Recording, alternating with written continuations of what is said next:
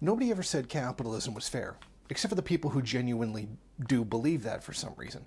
Like, anybody can just become rich and successful and therefore justifying extreme poverty in places. But just anybody can do it. Anybody, anywhere, anytime. They just have to be of the right virtue. Which that would be claiming was fair if you were implying that anybody could do it, which isn't true. But I digress. Here's a good example. In Ontario right now, we're coming close to an election for premier. And the current premier, Doug Ford, is very nervous because his prime ministerialship has been very difficult.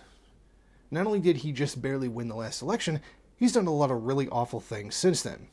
Aside from the fact that he's trying to destroy the environment by selling off the entire protected woodland areas to condo developers, because if this goddamn world needs anything more, it's farmland and whatnot destroyed for more condos.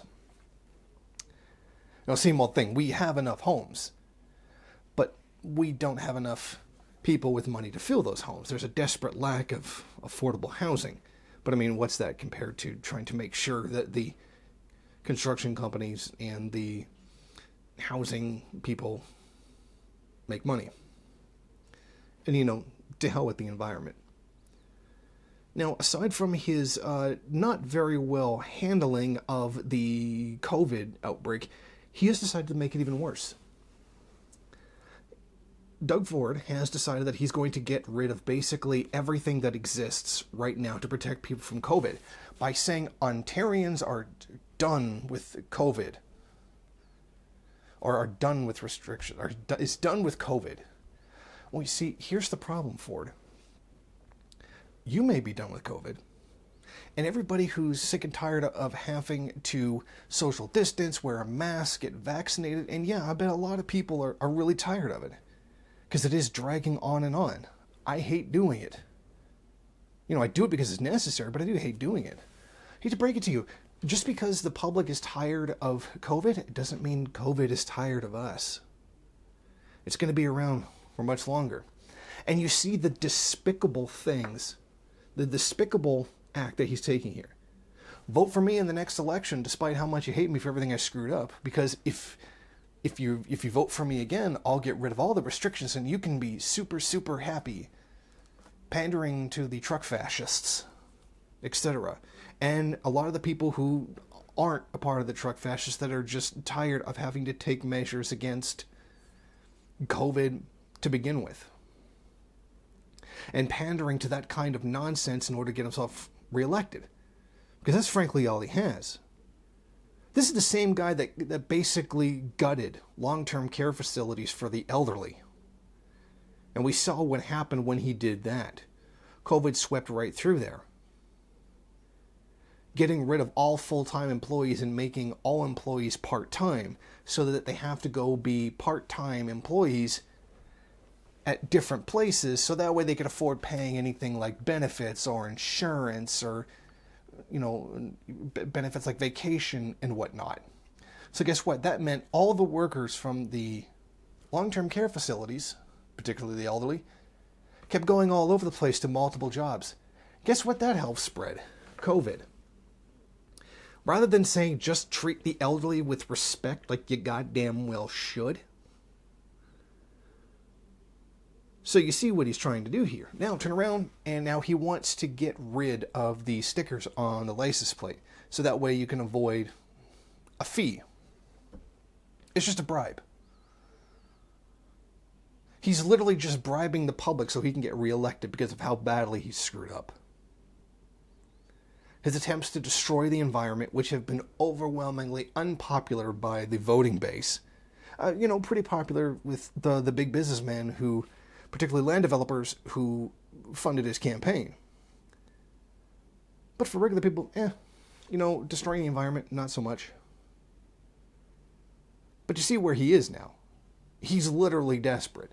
A lot of people are very irrational people, are angry at him because he imposed COVID restrictions. Why can't my business stay open? Why can't I go get my haircut? I mean, we remember all the Karens losing their minds. Karens and Kevins, I should say.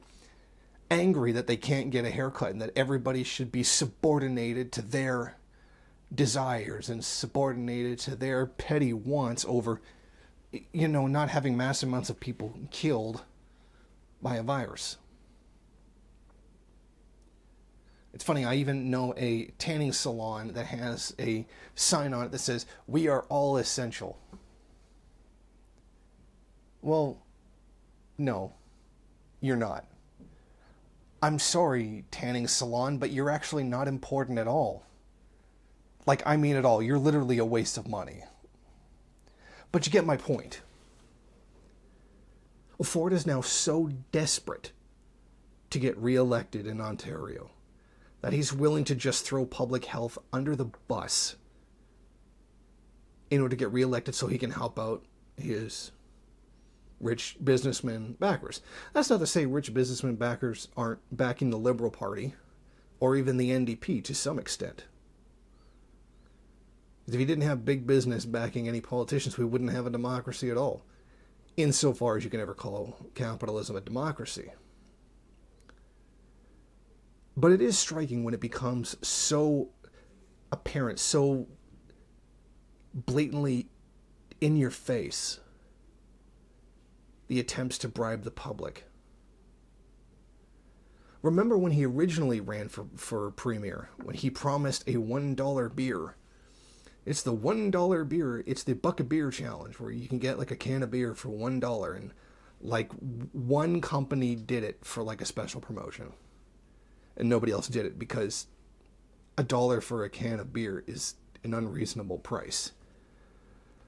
But I suppose that was a big selling point to a lot of the knuckle draggers who voted for him. Bribe the public with beer.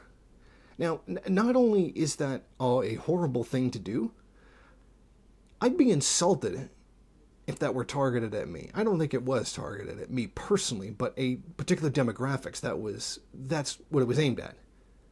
So think about it, they would insult your intelligence so much that, here's a cheap intoxicant, vote for me, because that'll convince you. That's insulting to people's intelligence. But very well may have worked. So when we do eventually have this election, try to remember, despite the goodies that Ford is trying to give you, like making owning a car a tiny bit cheaper without getting rid of the bureaucracy that actually makes it a problem to begin with, and letting the virus spread through the public more easily, killing more people, try to remember how society actually stays intact. I'm not telling you who to vote for. I'm not telling you to vote or even not to vote. You have to make that decision yourself.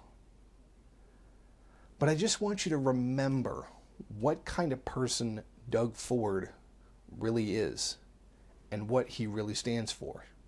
Or more specifically, what he does not stand for. Thank you for watching. If you like this program, then please head over to my Patreon page and set up a monthly donation. It's your donations that keep this program running. Also, if you would like, please rate, comment, subscribe, and share in various social media.